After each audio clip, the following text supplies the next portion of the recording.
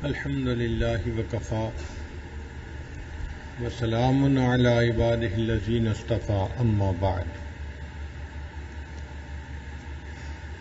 آج کی حکم ہے الصلاۃ طہرۃ للقلوب من ادناس الذنوب، کہ نماز حقیقی دلوں کو گناہوں کے میل و کچائل سے پاک کرنے والی ہے۔ نماز انسانوں کے دلوں کو گناہوں کے میل و کچیل سے پاک کرنے والی ہے۔ وَاستفتاحٌ لباب الغیوب، اور پوشیدہ اسرار کا دروازہ کھولنے والی ہے۔ نماز کے بارے میں فرمایا گیا۔ ایک دوسری حکم میں فرماتے ہیں الصلاۃ محل المناجات، نماز سرگوشی کا محل ہے۔ ومعدن المصافات، اور محبت و اخلاص کی جگہ ہے۔ تتسع فیہا میادین الاسرار، اسرار کے میدانوں میں یعنی قلب کے میدان اسراروں کے لیے فراخ ہوتے ہیں۔ وفیہا شوارق الانوار، اور اس میں انوار کے ستارے چمکتے ہیں۔ جتنے اعمال فرض ہیں ان میں نماز سب سے افضل عمل ہے، اس لیے قیامت کے دن سب سے پہلے نماز ہی کا حساب ہوگا۔ قرآن مجید میں فرمایا گیا ان الصلاۃ تنہی عن الفحشاء والمنکر، کہ نماز انسان کو برے کاموں سے اور فحش کاموں سے روک دیتی ہے۔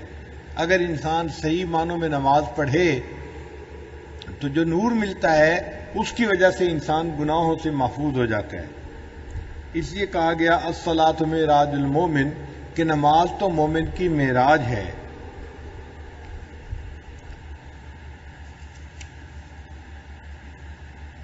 حدیث مبارکہ میں ہے کہ سجدہ کرنے والا اللہ تعالیٰ کے دونوں قدموں پر سجدہ کرتا ہے۔ الساجد یسجد علی قدمی اللہ، سجدہ کرنے والا اپنے محبوب کے دونوں قدموں پہ سر رکھ رہا ہوتا ہے۔ آپ سوچئے نا کہ تصور میں یہ کیسا حال ہوگا کہ محبوب کے قدموں پہ محب اپنا سر رکھے۔ حضرت مولانا محمد یحییٰ رحمۃ اللہ علیہ، جو شیخ الحدیث رحمۃ اللہ کے والد تھے، وہ بہت لمبا سجدہ کیا کرتے تھے۔ ہم نے اپنی زندگی میں بعض لمبا سجدہ کرنے والے حضرات کو دیکھا ہے۔ ہم تو سجدے میں 3 مرتبہ سبحان ربی الاعلیٰ پڑھتے ہیں، وہ ہر سجدے میں 21 بار سجدے میں سبحان ربی الاعلیٰ پڑھا کرتے تھے، ہر سجدے میں۔ اب 21 دفعہ ذرا پڑھ کے دیکھیں نا کتنا لمبا سجدہ ہوتا ہے، اور ہر سجدے میں 21 مرتبہ پڑھنا کتنا مشکل کام نظر آتا ہے۔ ہمارے پاس فرصت بھی ہوتی ہے، وقت بھی ہوتا ہے، کوئی ڈنڈا لے کے سر پہ کھڑا بھی نہیں ہوتا، لیکن محبت کی کمی کی وجہ سے بس ہم 3 مرتبہ ہی سجدے میں پڑھتے ہیں اور سجدہ ختم کر دیتے ہیں۔ اور ہمارے اکابر لمبا سجدہ کیا کرتے تھے۔ تو مولانا یحییٰ رحمۃ اللہ علیہ سے کسی نے پوچھا حضرت آپ اتنا لمبا سجدہ کیوں کرتے ہیں؟ انہوں نے کہا کہ مجھے یوں محسوس ہوتا ہے میں نے اپنے آقا کے قدموں پہ سر رکھ دیا، میرا سر اٹھانے کو دل ہی نہیں چاہتا۔ تو یہ کیفیت ہو نا سجدے میں کہ سر اٹھانے کو دل ہی نہیں چاہتا۔ حدیث مبارکہ میں ہے اللہ تعالیٰ کے نزدیک بندے کی کوئی حالت اس سے زیادہ پسندیدہ نہیں کہ اللہ تعالیٰ اس بندے کو اپنا چہرہ خاک آلود کر کے سجدہ کرتے ہوئے دیکھے۔ اور ایک حدیث پاک میں فرمایا گیا اقرب ما یکون العبد من الرب فی الصلاۃ، نماز میں بندہ اپنے رب کے سب سے زیادہ قریب ہوتا ہے۔ اور ایک حدیث مبارکہ میں ہے کہ جب بندہ نماز کی تکبیر کہتا ہے یعنی نماز شروع کرتا ہے تو اللہ تعالیٰ اپنی ذات سے اس کی طرف متوجہ ہو جاتے ہیں، بس اس بندے سے اللہ تعالیٰ رخ نہیں پھیرتے یہاں تک کہ وہ بندہ اپنا رخ پھیر لے یا کوئی بری بات کہے۔ یعنی جب تک بندہ خود اپنا رخ نہیں پھیر لیتا اللہ تعالیٰ اس کی طرف اپنا رخ کر کے ہی رہتے ہیں۔ اس لیے نماز کے بعد تھوڑی دیر بیٹھنا، ذکر کرنا یا دعا کرنا یہ ہمارے مشائخ کا معمول رہا ہے۔ ایک حدیث مبارکہ میں ہے کہ جب بندہ نماز میں کھڑا ہوتا ہے اس کے لیے جنت کے دروازے کھول دیے جاتے ہیں اور اس کے پروردگار کے درمیان کے پردے اٹھا دیے جاتے ہیں۔ بندے اور اللہ کے درمیان کے پردے ہٹا دیے جاتے ہیں۔ اور بندے کو گویا نماز میں اللہ کا دیدار نصیب ہوتا ہے۔ اچھا، ایک بات کو ذہن میں رکھیے کہ محبوب سے اگر ملاقات ممکن نہ ہو تو لوگ اپنے تصور میں محبوب سے ملاقات کرتے ہیں۔ بہت سارے نوجوان جن کا نکاح ہو جاتا ہے، رخصتی نہیں ہوتی، وہ اپنی سوچ میں سوچتے ہیں کہ میں فلاں دن جو ہے دلہا بنوں گا اور اپنی دلہن سے ملاقات ہوگی تو ایسی دلہن ہوگی، یعنی وہ تصور میں اپنی ملاقات کے بارے میں سوچتے ہیں۔ رب کریم نے بھی فرما دیا، میرے بندو تم دنیا میں رہتے ہوئے مجھے دیکھ نہیں سکتے، یہ دنیا دیدار کا مقام نہیں ہے، دیدار کا مقام جنت ہے۔ ہاں تمہارا دل چاہے گا کہ وہ دیدار کیسا ہوگا، لہذا ہر دن میں 5 مرتبہ تم تصور میں میرا دیدار کیا کرو۔ تو یہ جو 5 نمازیں ہیں، یہ تصور میں بندہ اپنے رب کا دیدار کر رہا ہوتا ہے۔ اس لیے فرمایا ان تعبد اللہ کأنک تراہ، تم اللہ کی عبادت ایسے کرو جیسے کہ تم اسے دیکھتے ہو۔ فإن لم تکن تراہ، اور اگر تمہیں یہ کیفیت حاصل نہ ہو کہ تم اس کو دیکھ سکو تو اس طرح محسوس کرو کہ وہ تمہیں دیکھ رہا ہے۔ محبوب بندے کو دیکھے تو محب کو اس میں بھی لذت ملتی ہے۔ چنانچہ کتابوں میں واقعہ لکھا ہے، ایک آدمی تھا، اس کو کسی جرم کی پاداش میں درے لگے، اور اس کو اتنے درے لگے مگر اس نے زبان سے سی تک نہیں نکالی، خاموشی سے برداشت کر لیے۔ لوگ بڑے حیران کہ اتنی سزا ملی اور اس بندے نے آواز بھی نہیں نکالی۔ تو اس کے کسی دوست نے پوچھا کہ تم نے اتنے آرام سے سزا کیسے برداشت کر لی؟ اس نے کہا کہ میں نے سنا تھا کہ میرا محبوب بھی دیکھنے کے لیے آیا تھا، میں نے اس لیے سزا برداشت کر لی، میں نے اپنی منہ سے آواز نہیں نکالی کہ پتہ نہ چلے کہ سزا ہو رہی ہے۔ تو محبوب دیکھ رہا ہو تو بھی محب کی کیفیت کچھ اور ہوتی ہے۔ تو یا تو محب محبوب کو دیکھے، یہ سب سے اعلیٰ قسم ہے، اس کو مشاہدہ کہتے ہیں، اور دوسرا اس کو مراقبہ کہتے ہیں کہ بندہ یہ محسوس کرے کہ محبوب مجھے دیکھ رہا ہے۔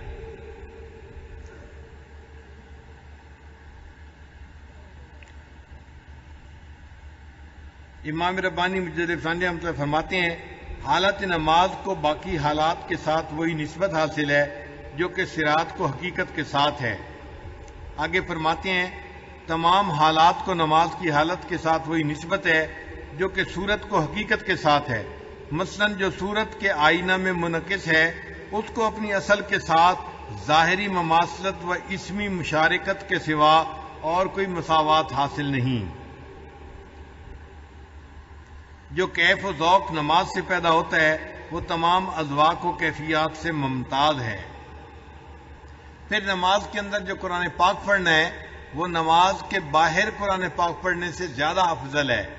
ان قرآن الفجر کان مشہودا، قرآن مجید کی تلاوت کرنا گویا اپنے پروردگار کے ساتھ بات کرنا ہے، خاص طور پر جو تلاوت نماز میں واقع ہو وہ اور ہی درجہ رکھتی ہے اور بہتر ثمر دلاتی ہے۔ مکتوبات معصومیہ میں لکھا گیا۔ ہمارے سلسلہ عالیہ کے ایک بزرگ تھے، امام جعفر صادق رحمۃ اللہ علیہ، ایک مرتبہ نماز پڑھ رہے تھے کہ بے ہوش ہو کر گر پڑے۔ جب ہوش میں آئے تو ان سے دریافت کیا گیا، انہوں نے فرمایا کہ میں قرآن مجید کی ایک آیت کو بار بار پڑھ رہا تھا، یہاں تک کہ اس آیت کو میں نے متکلم سے خود سنا۔ یعنی نماز میں کیفیت تھی، ایک آیت کو بار بار وہ مزے میں پڑھ رہے تھے، لوٹا رہے تھے۔ کہتے ہیں لوٹاتے لوٹاتے ایک ایسی کیفیت آئی کہ میں نے گویا اللہ سے اس آیت کو خود سنا۔ حافظ ابن حجر رحمۃ اللہ علیہ نے منہبیات میں حضرت عثمان غنی اللہ عنہ سے روایت کی ہے کہ جو شخص اوقات کی پابندی کے ساتھ نماز پڑھے اللہ تعالیٰ اس کو 9 انعام عطا فرماتے ہیں۔ پہلا، اس کو اپنا محبوب بنا لیتے ہیں جو پابندی سے نماز پڑھنے والا ہو۔ دوسرا، اس کو جسم کی تندرستی عطا فرماتے ہیں۔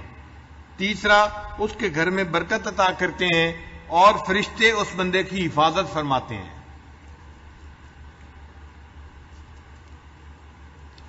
اس کے چہرے پر صلحاء کا نور ظاہر کر دیا جاتا ہے، اس بندے کا دل نرم کر دیا جاتا ہے۔ روز محشر اس کو پل صراط سے بجلی کی تیزی کے ساتھ گزاریں گے اور اس بندے کو جہنم سے نجات عطا فرمائیں گے اور جنت میں اس کو نیکوں کا ساتھ عطا فرمائیں گے۔ یہ نماز کے 9 فوائد ہیں۔ ایک حدیث پاک میں ہے کہ نماز دین کا ستون ہے اور اس میں 10 خوبیاں ہیں۔ چہرے کی رونق ہے نماز، دل کا نور ہے، بدن کی تندرستی کا سبب ہے، قبر کا انس ہے، اللہ تعالیٰ کی رحمت اترنے کا ذریعہ ہے، آسمان کی کنجی ہے، اعمال نامے کے ترازو کا وزن ہے، اللہ تعالیٰ کی رضا کا سبب ہے، دوزخ سے آڑ ہے، اور 10واں جنت کی قیمت ہے۔ جو شخص باقاعدگی کے ساتھ نماز پڑھتا ہے، اس نماز کی برکت سے اللہ تعالیٰ اس بندے کو جنت عطا فرمائیں گے۔ جس نے نماز کو قائم کیا اس نے دین کو قائم کیا، اور جس نے نماز کو چھوڑا اس نے دین کو گرایا۔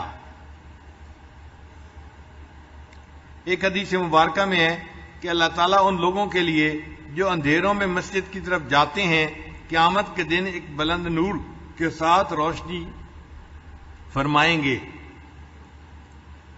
ایک حدیث پاک میں ہے اندھیروں میں مساجد کی طرف چلنے والے وہی لوگ ہیں جو اللہ تعالیٰ کی رحمت میں داخل ہونے والے ہیں۔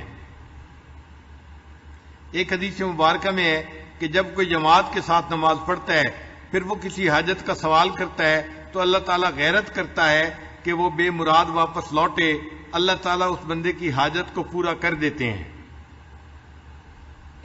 ایک حدیث پاک میں ہے کسی شخص کو اپنے گھر میں نماز پڑھنے کا ثواب 1 نماز کے برابر، محلے کی مسجد میں نماز پڑھنے کا ثواب 25 نمازوں کے برابر، جامع مسجد میں نماز پڑھنا 500 نمازوں کے برابر، مسجد اقصی میں نماز پڑھنا 5000 نمازوں کے برابر ہے، اور مسجد حرام جہاں بیت اللہ ہے وہاں نماز پڑھنا 1,00,000 نمازوں کے برابر ہے۔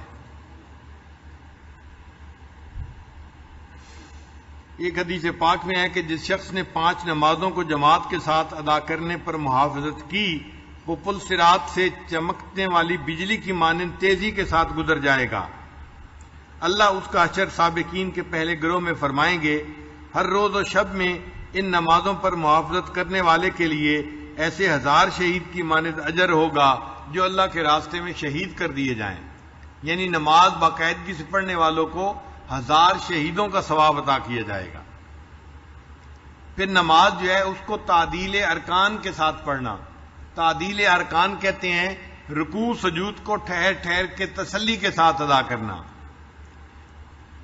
مکتوبات معصومیہ کی عبارت ہے مخبر صادق علیہ الصلوۃ والسلام نے فرمایا ہے کہ چوروں میں سب سے بڑا چور وہ ہے جو نماز میں چوری کرتا ہے۔ صحابہ نے عرض کیا یا رسول اللہ صلی اللہ علیہ وسلم اپنی نماز سے کوئی کس طرح چراتا ہے؟ نبی علیہ السلام نے فرمایا نماز میں چوری یہ ہے کہ نماز کے رکوع سجود کو اچھی طرح ادا نہیں کرتا۔ نیز نبی علیہ السلام نے فرمایا کہ خدائے جل شانہ اس شخص کی نماز کی طرف نگاہ اٹھا کر بھی نہیں دیکھتا جو رکوع اور سجود میں اپنی پیٹھ کو ثابت یعنی سیدھا نہیں رکھتا۔ اور نبی علیہ السلام نے ایک شخص کو نماز ادا کرتے ہوئے دیکھا کہ رکوع و سجود پوری طرح ادا نہیں کر رہا، تو آپ صلی اللہ علیہ وسلم نے اس سے فرمایا کیا تو اللہ تعالیٰ سے نہیں ڈرتا؟ اگر تو اسی عادت پر مر گیا تو دین محمدی پر تیری موت نہیں آئے گی۔ نیز نبی علیہ السلام نے فرمایا تم میں سے کسی کی نماز اس وقت تک کامل نہیں ہوگی جب تک کہ وہ رکوع کے بعد پوری طرح سیدھا کھڑا نہ ہو اور اپنی پیٹھ کو سیدھا نہ کر لے اور اس کا ہر ایک عضو اپنی جگہ قرار نہ پکڑ لے۔ نبی علیہ السلام نے فرمایا کہ جو شخص دونوں سجدوں کے درمیان بیٹھنے کے وقت اپنی پشت کو سیدھا نہیں کرتا اس کی نماز کامل نہیں ہوتی۔ نبی علیہ السلام ایک نمازی کے پاس سے گزرے، دیکھا کہ وہ احکام و ارکان قوم و جلسہ پوری طرح ادا نہیں کر رہا تھا، تو آپ صلی اللہ علیہ وسلم نے اس سے فرمایا اگر تو اسی عادت پر مر گیا تو قیامت کے دن تجھ کو میری امت میں سے نہ لیا جائے گا۔ اور دوسری جگہ فرمایا اگر تو اسی عادت پر مر گیا تو دین محمدی پر تو نہیں مرے گا، کیونکہ تیری نماز جو ہے وہ پوری نہیں ہے۔ اس کو نماز کی چوری کہا گیا اگر نماز کے ارکان کو صحیح طرح ادا نہ کیا جائے۔ حضرت ابو ہریرہ نے فرمایا کہ کوئی شخص ایسا ہوتا ہے کہ 60 سال تک نماز پڑھتا رہے اور اس کی ایک نماز بھی قبول نہیں ہوتی، کیونکہ اس شخص نے رکوع سجود کو بخوبی بھی ادا نہیں کیا ہوتا۔ کہتے ہیں کہ زید نے ایک شخص کو دیکھا کہ نماز پڑھ رہا ہے اور رکوع و سجود پوری طرح ادا نہیں کر رہا، تو آپ نے اس شخص کو بلایا اور اسے پوچھا کہ تو کب سے اس طرح کی نماز پڑھ رہا ہے؟ اس نے کہا 40 سال سے۔ آپ نے فرمایا اس 40 سال کے عرصہ میں تیری ایک نماز بھی نہیں ہوئی، اگر تو مر گیا تو نبی علیہ الصلوۃ والسلام کی سنت پر تو نہیں مرے گا۔ تو تعدیل ارکان کا خیال رکھنا کتنا ضروری ہے۔ ہم نماز پڑھیں تو نماز کو تسلی کے ساتھ پڑھیں، سکون کے ساتھ پڑھیں۔ نماز مومن کے لیے محبوب کے لقاء کا ذریعہ ہے، ذریعہ لقاء یار ہے، کوئی سزا نہیں ہے کہ انسان کہے جی کہ بس مجھے تو دن میں 5 مرتبہ مصیبت پڑ گئی ہے اس نماز کو پڑھنے کی۔ اللہ رب العزت نے اپنے پیارے حبیب صلی اللہ علیہ وسلم کو عرشوں پہ بلایا معراج کے لیے۔ اب جو کسی محبوب کو گھر بلائے اور اس کو تحفہ دے تو اپنی طرف سے بہترین تحفہ دیتا ہے۔ اللہ رب العزت نے اپنے پیارے حبیب صلی اللہ علیہ وسلم کو عرشوں پہ بلا کے ان کو نماز کا تحفہ عطا فرمایا۔ پہلے ایک دن میں 50 نمازیں فرض ہوئی تھیں۔ آپ سوچیں ایک دن میں 50 نمازیں پڑھنی ہوتی تو ہم تو مصلی پہ بیٹھے رہتے۔ پھر نبی علیہ الصلوۃ والسلام نے اللہ رب العزت سے درخواست کی کہ میری امت کے لیے آسانی کر دی جائے، 45 کر دیں، 40 کر دیں، حتیٰ کہ اللہ تعالیٰ نے آخر پر فرمایا آپ کی امت 5 نمازیں پڑھے گی، ان کے نام اعمال میں 50 نمازیں پڑھنے کا ثواب لکھا جائے گا۔ نماز اچھی طرح ادا کرنے پر نماز نمازی کے لیے اچھی دعا کرتی ہے، ورنہ نمازی کے لیے بد دعا کرتی ہے۔ منقول ہے کہ جب مومن بندہ نماز اچھی طرح ادا کرتا ہے اور اس کے رکوع و سجود بخوبی لاتا ہے تو اس کی نماز بشاشت والی اور نورانی ہوتی ہے۔ فرشتے اس نماز کو آسمان پر لے جاتے ہیں اور وہ نماز اپنے نمازی کے لیے اچھی دعا کرتی ہے اور کہتی ہے حافظک اللہ سبحانہ کما حفظتنی، اللہ تعالیٰ تمہاری حفاظت کرے جیسے تم نے میری حفاظت کی۔ اور اگر نماز کو اچھی طرح ادا نہیں کرتا تو وہ نماز ظلمت والی رہتی ہے، فرشتوں کو اس نماز سے کراہت آتی ہے اور اس نماز کو آسمان پر نہیں لے جاتے، اور وہ نماز اس نمازی کے لیے بد دعا کرتی ہے اور کہتی ہے ضیعک اللہ تعالی کما ضیعتنی، اللہ تعالیٰ تمہیں اسی طرح ضائع کرے جس طرح تم نے مجھے ضائع کر دیا۔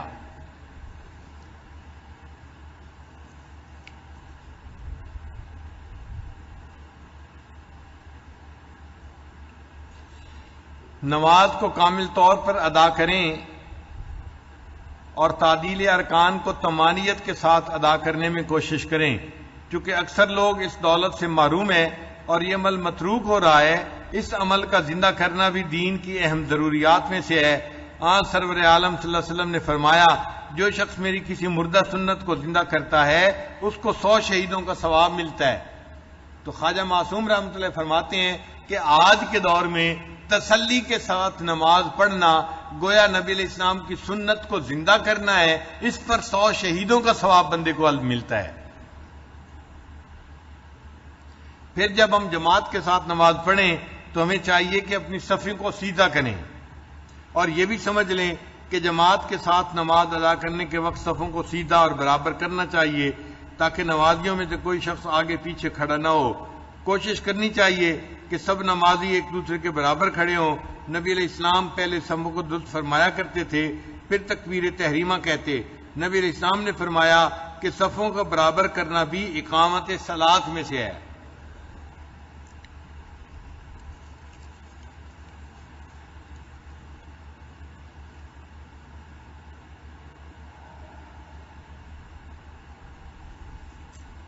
کسی نے سوال پوچھا کہ سالک نماز کے دوران کس چیز کی طرف متوجہ ہو، یعنی اللہ کی ذات کی طرف جو حقیقی مسجود ہے، یا قرآن مجید کی طرف جو مدار نماز ہے، یا کعبہ کی طرف جو مسجود الہ ہے، یا خشوع و خضوع اور تعدیل ارکان کی طرف کہ جن کا اس کو حکم دیا گیا ہے۔ کسی نے حضرت خواجہ معصوم رحمۃ اللہ علیہ سے یہ سوال پوچھا۔ فرماتے ہیں نمازی کے لیے جو کچھ ضروری ہے اور جن امور کا اس کو حکم دیا گیا ہے وہ نماز کے ارکان و قوما، جلسہ اور طمانینت و خشوع و خضوع کی طرف متوجہ ہونا ہے۔ قد افلح المؤمنون الذین هم فی صلاتهم خاشعون، اور نماز میں خشوع مثلا قیام میں سجدہ کی جگہ پر نگاہ لگا دینا وغیرہ، اور نیز قرآن مجید کی قرات کی طرف متوجہ ہونا، اور اگر وہ اہل حقیقت میں سے ہے تو اس کے معنی و اسرار میں غور کرنا ہے، ورنہ اس قدر سمجھے کہ یہ حق جل وعلا کا کلام ہے اور ذات بحت کی طرف متوجہ ہونا نماز کے مامورات میں سے نہیں ہے۔ اس کے باوجود ہم کہتے ہیں کہ ان امور کی طرف متوجہ ہونا عین ذات مسجود کی طرف متوجہ ہونا ہے، کیونکہ ذات بحت اسماء و صفات کا لحاظ کیے بغیر، جیسا کہ آپ نے لکھا ہے، توجہ مراقبہ اور تصور سے بالاتر ہے۔ زیادہ عارف رہا وہ عارف جو کہ ذات بحت سے واصل ہے اور وصل عرانی کے ساتھ ممتاز ہے، اس کا معاملہ جدا ہے۔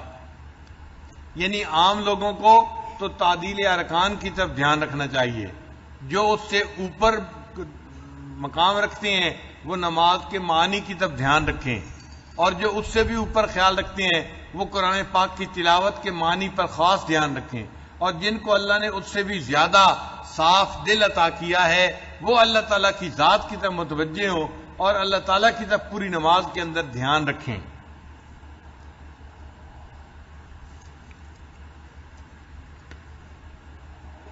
نماز ایک حقیقت بھی رکھتی ہے جو تمام مشاہدات و تجلیات سے بالاتر ہے۔ جس قدر نماز کی ظاہری صورت کی تکمیل میں کوشش کی جائے گی اس حقیقت کے ساتھ اسی قدر مناسبت پیدا ہو جائے گی۔ یعنی جو نماز کو ظاہری طور پر اچھی طرح ادا کرے گا اللہ اس کو نماز کی حقیقت بھی جلدی عطا فرما دیں گے۔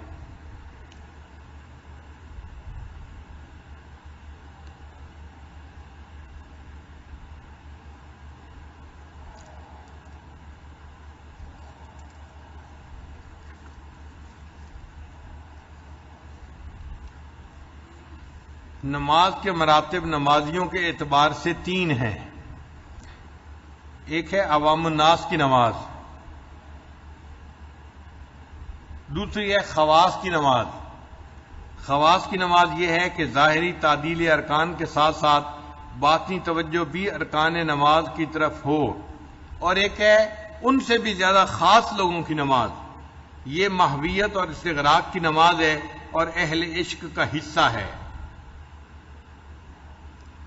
نماز کو سیور اربع کے ساتھ مناسبت حاصل ہے۔ سیور اربع آپ نے سنی ہوگی، سیر اللہ، سیر فی اللہ، سیر ان اللہ اور سیر فی الاشیاء، یہ 4 سیریں ہیں جن کو سیور اربع کہتے ہیں۔ تو نماز کی مثال بھی سیور اربع کی مانند ہے۔ اذان سن کر مسجد کی طرف جانا یہ سیر اللہ کی مانند ہے۔ اذان سن کے مسجد کی طرف جانا یہ سیر اللہ کی مانند ہے۔ قیام، رکوع اور سجود کرنا یہ سیر فی اللہ کی مانند ہے، اور اتحیات میں بیٹھنا سیر ان اللہ کی مانند ہے، اور سلام پھیر کر نماز سے خارج ہونا یہ سیر فی الاشیاء کی مانند ہے۔ تو نماز کی سیور اربع کے ساتھ گویا مناسبت آ گئی۔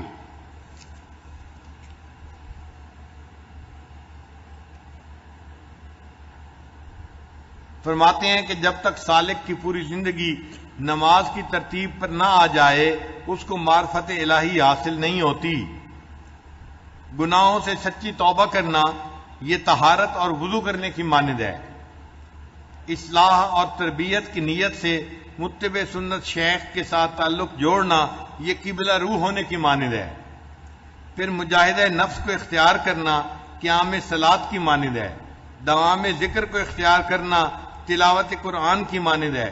عجز و انکسار کو اختیار کرنا رکوع کرنے کی مانند ہے۔ اللہ کے لیے اپنے نفس کو پامال کرنا سجدہ کرنے کی مانند ہے۔ وقوف قلبی کو اختیار کرنا یہ تشہد میں بیٹھنے کی مانند ہے، اور ترک لذات دنیا کو کرنا سلام پھیرنے کے قائم مقام ہے۔ تو بندے کی پوری زندگی نماز کی ترتیب کے اوپر آ جانی چاہیے۔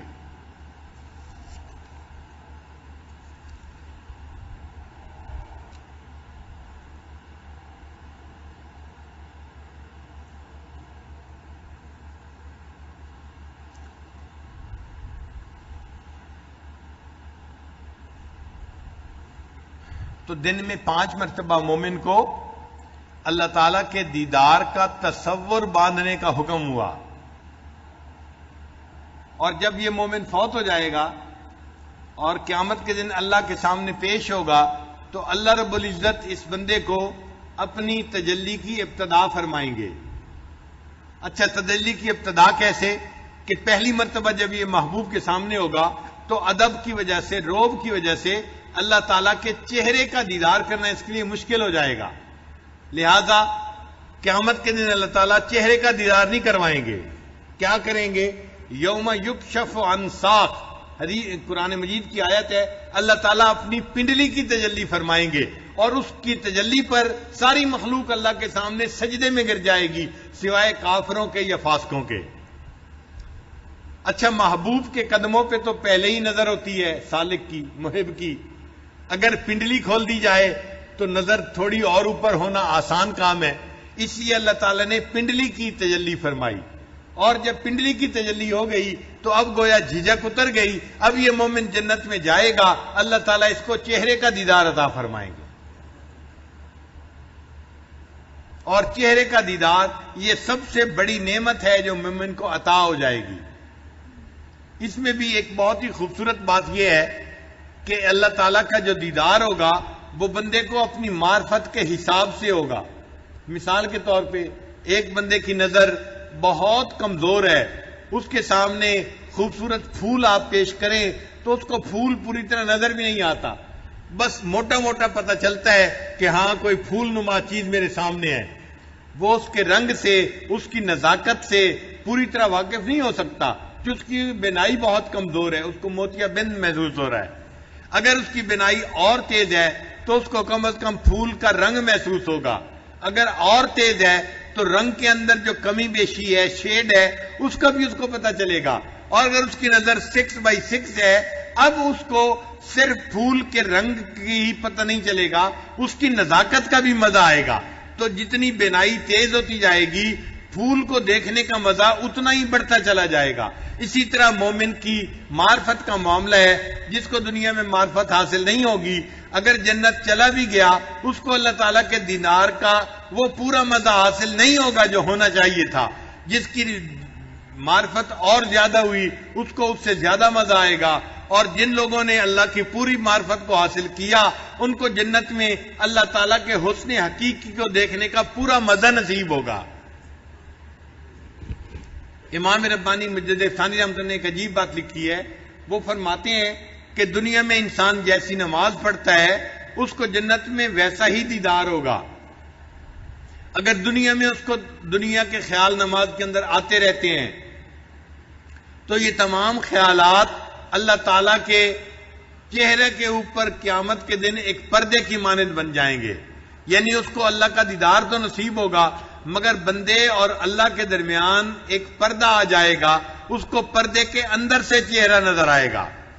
اور جو بندہ بغیر وساوس کے نماز پڑھے گا اس کو اپنے محبوب کا دیدار بغیر پردے کے نظر آئے گا.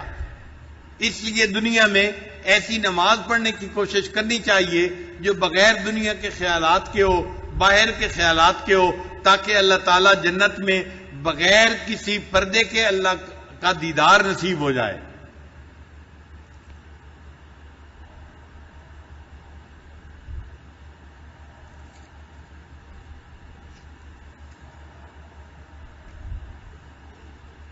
امام ربانی مجدد ثانی رحمۃ اللہ علیہ اپنے مکتوبات میں ایک عجیب بات فرماتے ہیں. وہ فرماتے ہیں کہ صوفیاء میں سے کچھ لوگ ایسے ہیں جو سماع اور وجد اور تواجد کی طرف زیادہ توجہ کرتے ہیں. ہمارے سلسلے میں تو سماع نہیں ہے نا، تو ہم تو صرف ذکر مراقبہ ہی کرتے ہیں. لیکن بعض سلاسل میں آپ دیکھیں گے کہ ہر وقت ہی یا نعت سنتے ہیں یا لوگ قوالی سنتے ہیں اور وہ اس کو بڑا ہی اہم سمجھتے ہیں اور ان کی محفلوں میں یہی چلتا رہتا ہے.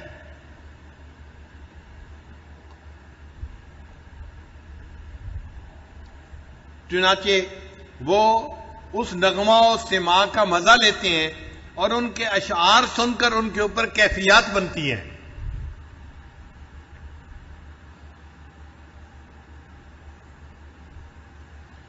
اب ذرا توجہ سے بات سنیے. فرماتے ہیں اس گروہ میں سے بعض لوگ جن کو نماز کی حقیقت سے آگاہی حاصل نہیں ہوئی،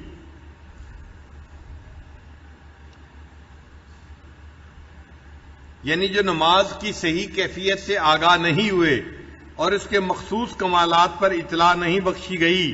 انہوں نے اپنے امراض کا علاج دوسرے امور میں تلاش کیا اور اپنی مرادوں کا حاصل دوسری چیزوں پر وابستہ جانا، بلکہ اس میں سے ایک گروہ نے نماز کو بے فائدہ سمجھ کر وصول اللہ کی بنیاد نماز کے علاوہ اور عبادات پر رکھی اور روزہ کو نماز سے افضل جانا۔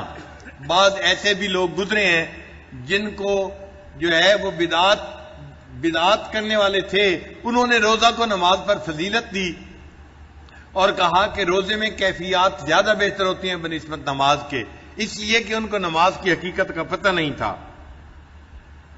اس قسم کی باتیں اہل سکر کے احوال میں سے ہیں، اور ایسی باتیں حقیقت نماز سے بے خبری کی وجہ سے ہیں، بلکہ طائفہ یعنی اس صوفیہ کی ایک کثیر تعداد نے اپنے اضطراب اور بے قراری کی تسکین کو سماع اور نغمہ اور وجد و تواجد میں تلاش کیا اور اپنے مطلوب کو نغمہ کے پردوں میں مطالعہ کیا اور رقص کو اپنا مسلک بنا لیا، حالانکہ انہوں نے سنا ہوگا ما جعل اللہ فی الحرام شفان، اللہ تعالیٰ نے حرام چیز میں شفا نہیں رکھی۔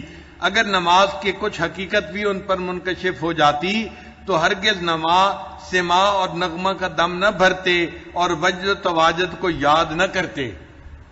یعنی یہ جو سماع کے پیچھے بھاگتے پھرتے ہیں یہ اس لیے ہے کہ یہ لوگ نماز کی حقیقت سے واقف نہیں ہیں۔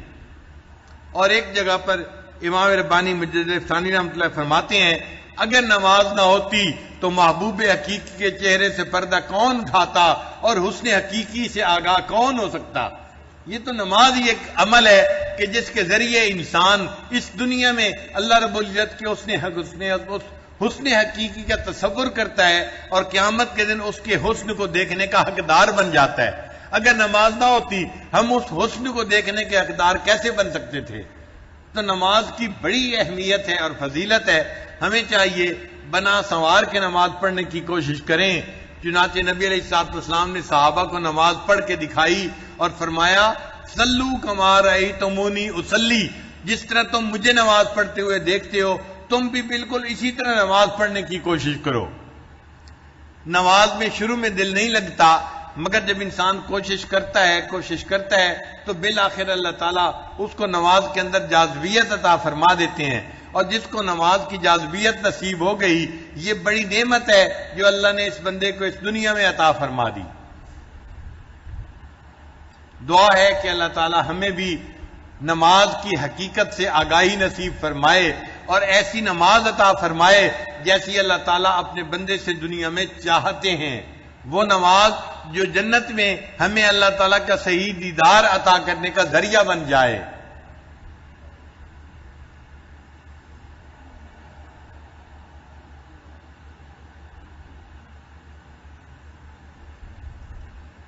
تھوڑی دیر کے لیے آپ حضرات مراقبہ کر لیجئے۔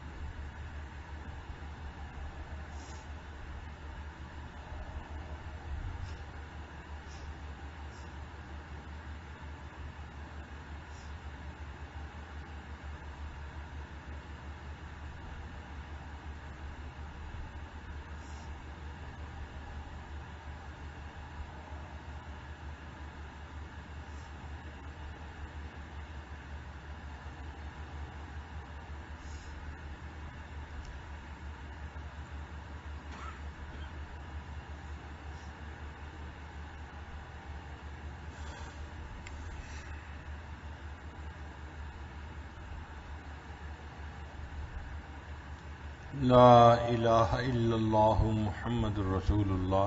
دعا کر لیجئے.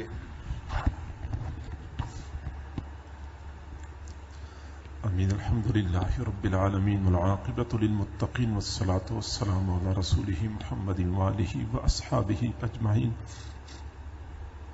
اللہم ربنا آتنا فی الدنیا حسنۃ وفی الآخرۃ حسنۃ وقنا عذاب النار. ربنا ظلمنا انفسنا وان لم تغفر لنا وترحمنا لنكونن من الخاسرین.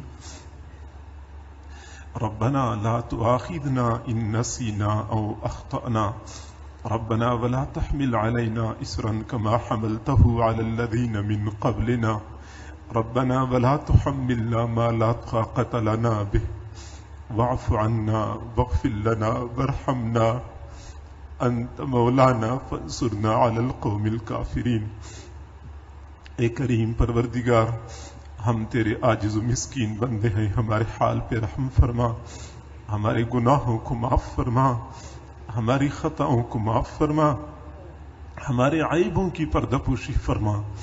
میرے اللہ، اندھیری رات کا وقت ہے، دنیا کے بادشاہوں نے اپنے دروازے بند کر رکھے ہیں، تیرا در اب بھی کھلا ہے.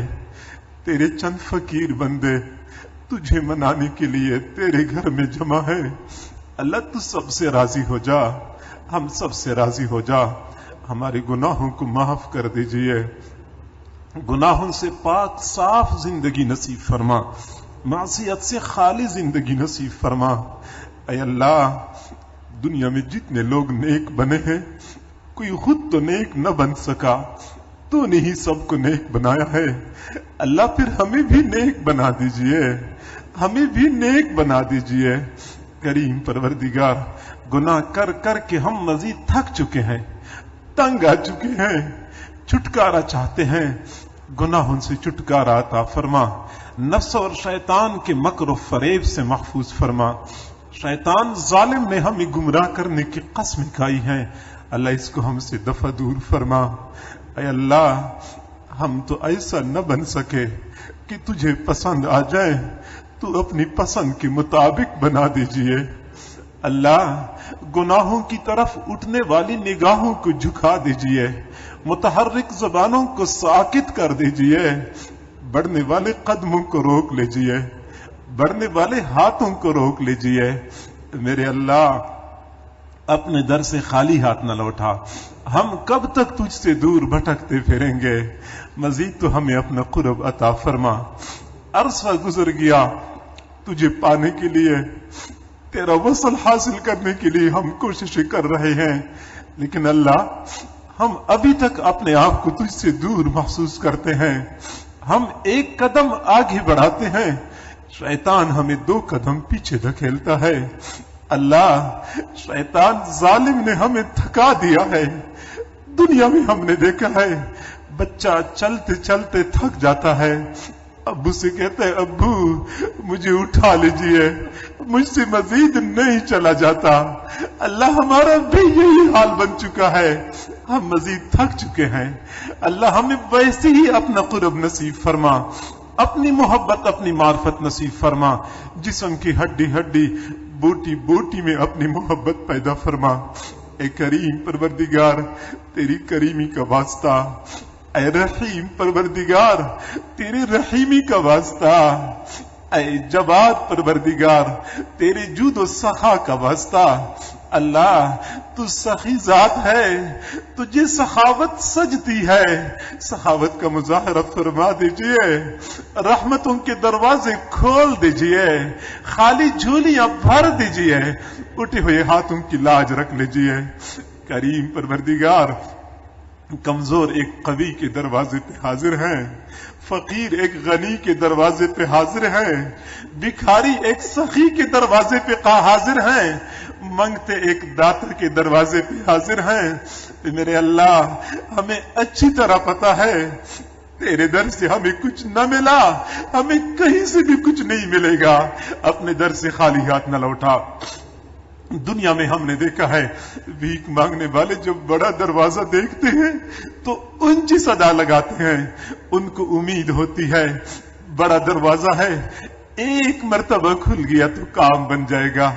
اللہ اے کریم اللہ، اے رحیم اللہ، اے حنان و منان پروردگار، تیرا دروازہ تمام دروازوں سے بڑا ہے، ہم صدائیں لگا رہے ہیں، تیرا دروازہ کھٹکھٹا رہے ہیں، اللہ خالی جھولیاں بھر دیجیے۔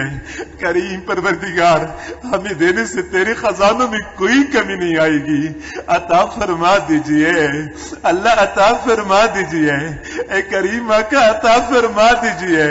اے اللہ، دنیا کی بھیک مانگنے والے ایک دروازے سے خالی ہاتھ چلے جائیں، ان پر تو کوئی حسرت نہیں، وہ اگلے دروازے پہ چلے جائیں گے، ان کے لیے ایک در بند ہوتا ہے، 1000 در کھلے ہوتے ہیں۔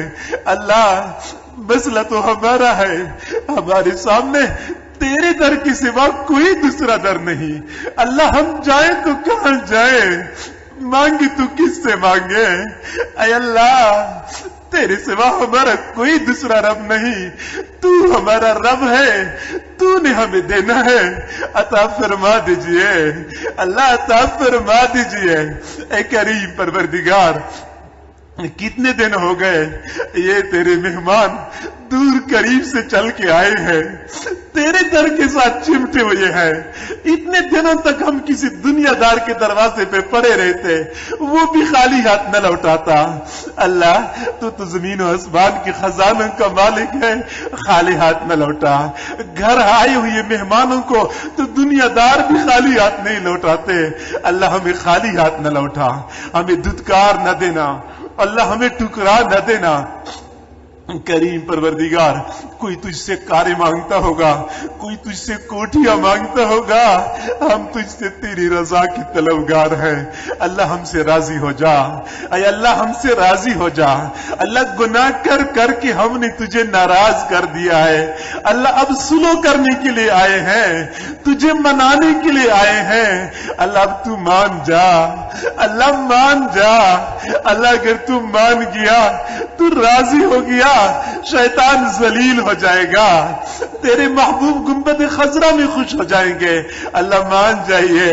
کریم آقا، اے رحیم آقا، آج تجھے چاہتا ہے تیرے سامنے لوٹ پوٹ ہو جائے، اللہ ہم تجھے کس طرح منائیں، تجھے کس طرح راضی کر لیں، اللہ تو راضی ہو جا، اللہ تو راضی ہو جا۔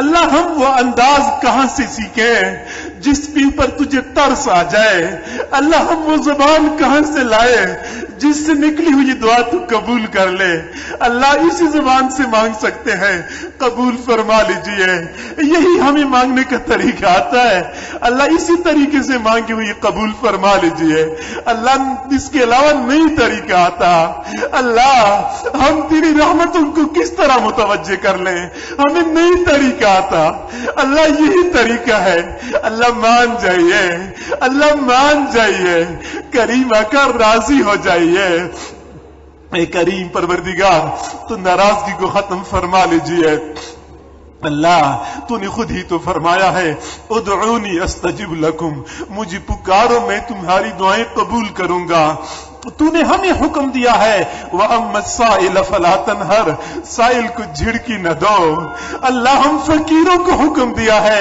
سائل کو جھڑکی نہ دو، اللہ ہم بھی تو تیرے در کے سوالی ہیں، ہم بھی تو تیرے در کے فقیر اور بھکاری ہیں، اللہ تو نے خود ہی تو فرمایا ہے انتم الفقراء، تم سب فقیر ہو، پھر تو نے یہ بھی فرمایا ہے الصدقات للفقراء، صدقے فقیروں کا حق ہے، جب ہم فقیر ہیں اور صدقے فقیروں کا حق ہے، اللہ پھر رحم و کرم کے صدقے عطا فرما دیجئے میرے اللہ، ہم تجھ سے دلائل بازی نہیں کر رہے، اپنی احتیاج کا اظہار کر رہے ہیں، اللہ تو ہم سے راضی ہو جا۔ کریم آقا، تیری بنا بھی کیا جینا، جب تو ہم سے ناراض ہے تو زندگی کا کیا لطف ہے، راضی ہو جائیے اللہ، راضی ہو جائیے، ہماری چھوٹی موٹی غلطیوں کو معاف کر دیجئے، اللہ تم معاف کرنے کو پسند کرتا ہے، معاف فرما دیجئے اللہ۔ مجمع میں جتنے حضرات موجود ہیں یا دور بیٹھے لوگ دعاؤں پر آمین کہہ رہے ہیں، اللہ سب پر ایک مرتبہ محبت کی نظر ڈال دیجئے۔ اللہ ایک نظر سے ہمارا کام بن جائے گا، ایک مرتبہ محبت کی نظر ڈال دیجئے۔ وہ محبت کی نظر جو تو نے بشر حافی پر ڈالی تھی، وہ دنیا کے شراب خانے میں شراب کے نشے میں مست ہے، تیری محبت کی نظر پڑ گئی، تو نے ان کو اپنا دیوانہ بنا دیا۔ اللہ جب تو اپنانے پہ آتا ہے، شراب خانوں سے لوگوں کو اٹھا کے اپنا دیوانہ بنا دیتا ہے۔ اللہ ہم شراب خانے میں تو جمع نہیں ہو چکے، اللہ ہم نے شراب تو نہیں پی ہوئی، تیری محبت کی تلاش میں در در کی ٹھوکریں کھاتے ہوئے یہاں پہنچ چکے ہیں، محبت کی بھیک مانگ رہے ہیں۔ اللہ محبت عطا فرما دیجئے، اللہ عطا فرما دیجئے۔ اے کریم آقا ہمیں خالی ہاتھ نہ لوٹا، اللہ خالی ہاتھ نہ لوٹا، اللہ ہمیں اپنی محبت نصیب فرما، اپنے محبوب صلی اللہ علیہ وسلم کی سچی محبت نصیب فرما۔ اے اللہ ہم ایسے زمانے میں پیدا ہوئے کہ تیرے محبوب کا دیدار کھلی آنکھوں سے نہ کر سکے، ہم دعا کرتے ہیں خواب میں تو بار بار محبوب کا دیدار نصیب فرما، اس دنیا میں گنبد خضرا کی زیارت بار بار نصیب فرما، حرمین شریفین کی زیارت بار بار نصیب فرما۔ اے کریم پروردگار کتنے لوگ قیامت کے دن ایسے ہوں گے پیاس سے بے تاب ہو کے بھاگتے ہوئے حوض کوثر پہ پہنچیں گے، حضور صلی اللہ علیہ وسلم مسکرا مسکرا کے استقبال کریں گے، اپنے ہاتھوں سے پانی کے پیالے پیش کریں گے۔ اللہ یہ سعادت ہمیں بھی نصیب فرما دیجئے، نصیب فرما دیجئے۔ اے کریم پروردگار قیامت کے دن محبوب کے ہاتھوں حوض کوثر کے جام سے محروم نہ فرما۔ اے کریم آقا اے رحیم پروردگار ہمیں یہاں سے خالی ہاتھ نہ لوٹا۔ میرے اللہ ہم یقیناً بہت گناہگار ہیں، اللہ بہت سیاہکار ہیں، ہمارے گناہ آسمان کے ستاروں سے زیادہ ہیں، زمین کے ریت کے ذرات سے زیادہ ہیں، سمندر کے پانی کے قطرات سے زیادہ ہیں۔ اللہ ہم اقراری مجرم ہیں، ہم اعترافی مجرم ہیں، گناہوں کا اقرار کرتے ہیں، لیکن اللہ ہمارے گناہ تیرے رحم و کرم کے سمندروں سے زیادہ نہیں ہے، رحم و کرم کا مظاہرہ فرما دیجئے۔ بندہ گندگی بچہ گندگی میں لتڑا ہوا ہوتا ہے، باقی لوگ تو نفرت کرتے ہیں، ماں تو نفرت نہیں کرتی، وہ سمجھتی ہے گندا ہے، بدبو آ رہی ہے، لیکن بیٹا تو میرا ہے، بچے کو صاف ستھرا کر کے سینے سے لگا دیتی ہے۔ اللہ ہم یقیناً گناہوں میں لتڑے ہوئے ہیں، لیکن اللہ ہم سے نفرت نہ فرما دیجئے، ہمیں دھتکار نہ دیجئے، ہمیں معاف کر کے گناہوں سے صاف کر کے اپنا بنا دیجئے، اللہ اپنا بنا دیجئے۔ اے کریم پروردگار بنی اسرائیل میں 100 بندوں کا قاتل جب توبہ کے ارادے سے نیکوں کی بستی کی طرف چل پڑا، ابھی بستی میں پہنچا نہیں تھا کہ تو نے مغفرت فرما دی۔ اللہ ہم تو تیری رضا کی تلاش میں تجھے منانے کے لیے نیکوں کے قدموں میں پہنچ چکے ہیں، اللہ اب تو معاف کر دیجئے، اللہ اب تو معاف کر دیجئے۔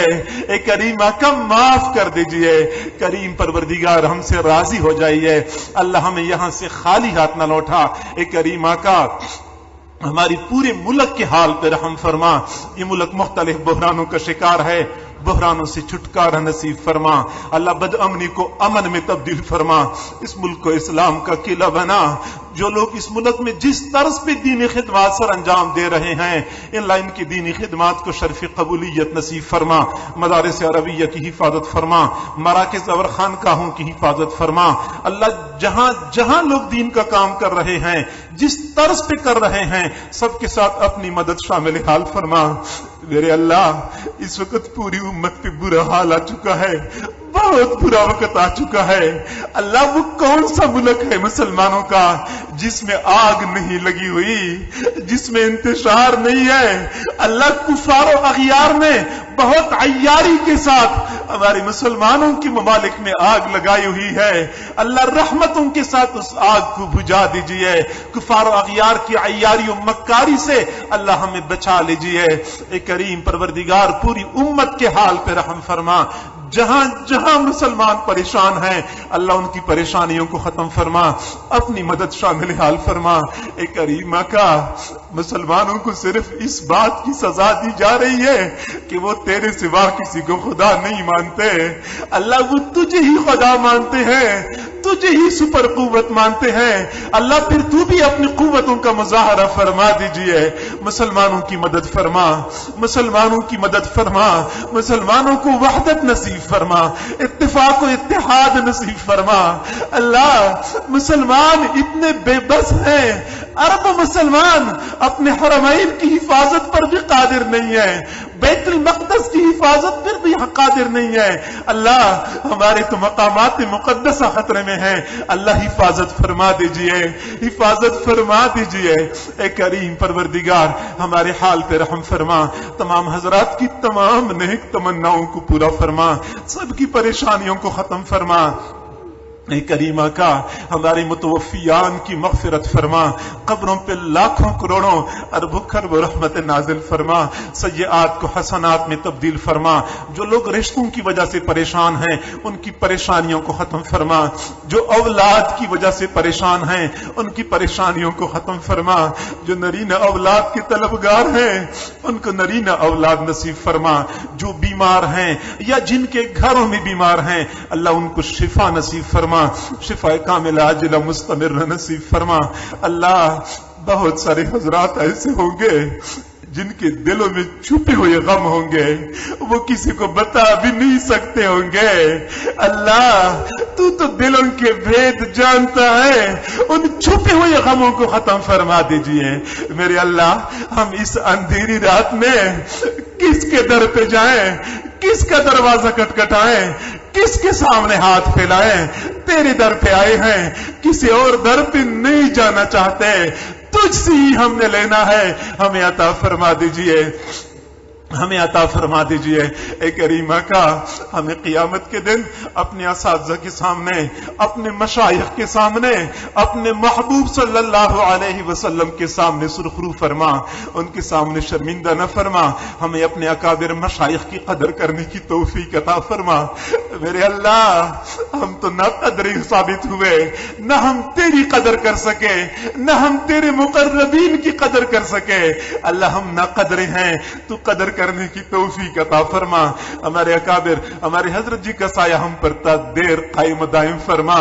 اللہ ان کو ہر قسم کی شرور و فتن سے مامون و محفوظ فرما، فیض کو عالم کے کونے کونے میں پہنچا، مزید فیض کو عام اور تام فرما، حاسدین کے حسد سے محفوظ فرما، شریروں کے شر سے پناہ نصیب فرما، جان مال کی حفاظت فرما، عزت آبرو کی حفاظت فرما، اہل و عیال کی حفاظت فرما۔ اللہ اولادوں کو ان کے لیے خوشیوں کا ذریعہ بنا، دنیا اور آخرت میں عزتوں کا ذریعہ بنا۔ اللہ جو حضرات دور قریب سے چل کے آئے ہیں تمام حضرات کو ان کی امیدوں سے بڑھ کے عطا فرما۔ ہم فقیروں کے پاس تو دینے کے لیے دعائیں ہیں، تیرے پاس دینے کے لیے وسیع خزانے ہیں، اللہ ان کو اپنے وسیع خزانوں سے مالا مال فرما لیجیے۔ کسی ایک ساتھی کو بھی یہاں سے محروم نہ لوٹا، اللہ محروم نہ لوٹا۔ اللہ خدمت والی جماعت کی کو بہترین اجر اور بدلہ عطا فرما۔ جو حضرات جس طرز پہ انتظام و انصرام میں تعاون کر چکے ہیں یا تعاون کر رہے ہیں اللہ ان کو دنیا اور آخرت کی بلائیاں نصیب فرما۔ قیامت کے دن اپنے دین کے خدام میں اللہ ان کو کھڑا فرما۔ کریم پروردگار ہماری ان دعاؤں کو اپنی رحمت سے قبول و منظور فرما۔ جو مانگا وہ بھی عطا فرما، جو نہیں مانگا مانگنا چاہیے تھا اللہ وہ بھی عطا فرما۔ ہم نے اپنے ظرف کے بقدر مانگا، تو اپنے خزانوں کے بقدر نصیب فرما۔ ربنا تقبل منا انك انت السميع العليم وتب علينا انك انت التواب الرحيم وصلى الله تعالى على خير خلقه محمد وآله واصحابه اجمعين برحمتك يا ارحم الراحمين۔